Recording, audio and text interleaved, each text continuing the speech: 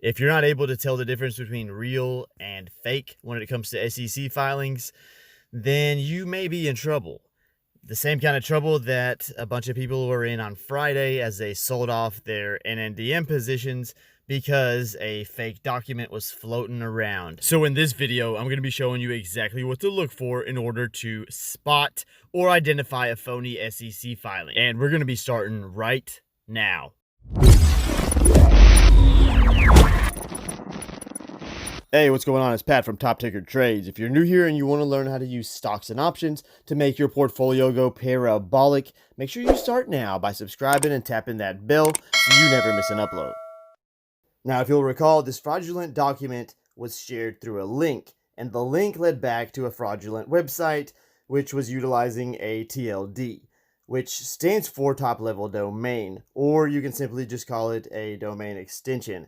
But my point is that this domain extension in the link is .report, which is in fact different from what the SEC uses, which is .gov. Now, back in 2014, domain registrars decided to get really creative and started putting out and heavily pushing all sorts of new and fun top-level domains. Now, this unfortunately opened up a whole new opportunity for different online scams. In our case, we know that the scammer was able to purchase a domain name with the acronym SEC in it, which we know that the SEC uses in their domain name, seeing as how this stands for the Securities and Exchange Commission. Nowadays, it's extremely easy to steal the design of a website. So the first thing that you'll want to do is to double check any links that anybody sends to you that's, not a credible source, to make sure that the domain name matches up with what it's supposed to be. If it's something you're not sure about, then you can basically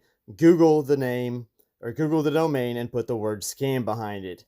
And the idea behind that is that if this person or this website has been reported for scamming in the past, it will show up if it's been reported previously.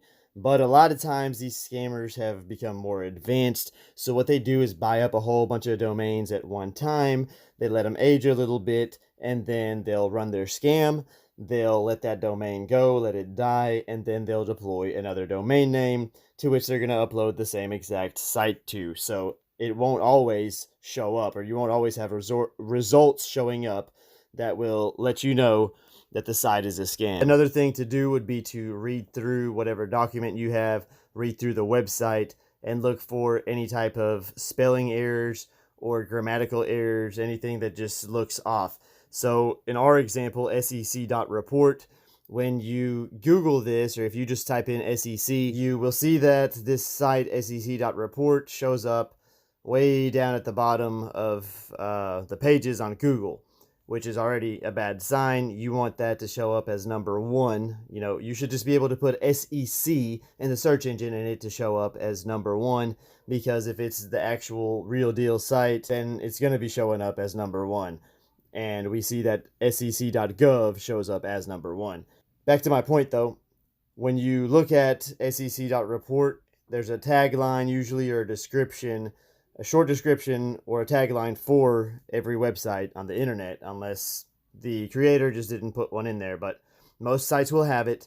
And when you read that description for sec.report, you'll see that it says something about the Security and Exchange Commission, as opposed to saying the Securities and Exchange Commission. Seems like a minor detail, but it's a telltale sign that something's wrong. And then there's always doing a whois lookup. So that's WHOIS.